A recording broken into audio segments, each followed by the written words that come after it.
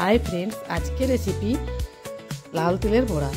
এই বড়া বানানোর জন্য কিছু পরিমাণ খোসা সহ লাল তিল মিক্সচার গ্রাইন্ডারের একটি জারের মধ্যে নিয়ে নেব। এখন মিক্সচার গ্রাইন্ডারে ঢাকা বন্ধ করে আমি 30 সেকেন্ড মতো গ্রাইন্ড করে নেব। ঠিক এইভাবে, বেশি গ্রাইন্ড করা যাবে না, তাহলে তেল বেরিয়ে যাবে, খোসাটা ছাড়ানো যাবে না। এরপর এগুলিকে আমি একটি কুলার মধ্যে নিয়ে নেব। তারপর ভালোভাবে খোসাটা পরিষ্কার করে নেব। আমার খোসা পরিষ্কার করা হয়ে গেছে। এখন খোসা ছাড়ানো লাল তিলগুলিকে আমি ভালো করে জল দিয়ে ধুয়ে নেব। এতে অল্প বিস্তর যে খোসা আছে এগুলি জলে ভেসে উঠবে, সেগুলি আমি আলাদা করে ফেলে দেব।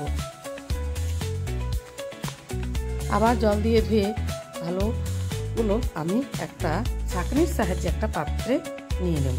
এইভাবে আমি সমস্ত তেলগুলি পরিষ্কার করে একটা পাত্রে নিয়ে নিলাম। এখন মিক্সচার গ্রাইন্ডারের জারে জল নিংড়ে লাল তিলগুলো নিয়ে নেব। লাল তিল খুবই উপকারী, এতে ক্যালসিয়াম, ম্যাগনেসিয়াম, ফাইবার থাকে। এতে 3টি কাঁচা লঙ্কা দিয়ে আমি ভালোভাবে পেস্ট করে নেব। পেস্টটা আমার ঠিকঠাক হয়নি, এই জন্য আমি এতে অল্প পরিমাণ জল দিয়ে দিলাম। জল দিয়ে আরেকবার পেস্ট করে নিলাম। পেস্ট বানানো হয়ে গেছে। এখন এটি আমি একটি পাত্রের মধ্যে নিয়ে নেব। গ্যাস ওভেনের উপর একটি কড়াই বসিয়ে কড়াইটিকে গরম করতে দিলাম। এখন ওই লাল তিলের বাটার মধ্যে একটি পেঁয়াজ কুচি, 1 চামচ নুন, 1 চামচ পরিমাণ জিরে পাউডার ও ধনে পাউডার দিয়ে দেব। এরপর এটিকে আমি হাতের সাহায্যে ভালোভাবে মেখে নেব।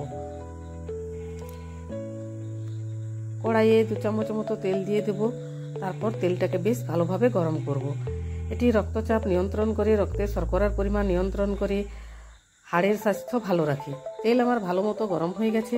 এখন এটি খুন্তির সাহায্যে তেলটা আমি স্প্রেড করে নেব। তারপর লাল তিলটা বড়ার আকারে কড়াইয়ের মধ্যে দিয়ে দেব। আমি এখানে 4টি মতো বড়া বানালাম।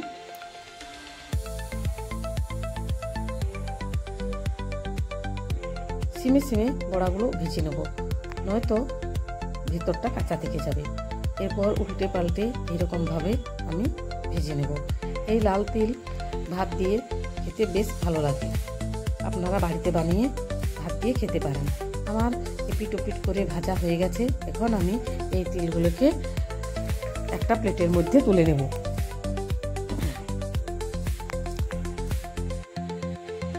বাকি যেগুলো ছিল সেগুলো আমি কড়াতে দিয়ে ভালো করে আরও ভেজে নেব।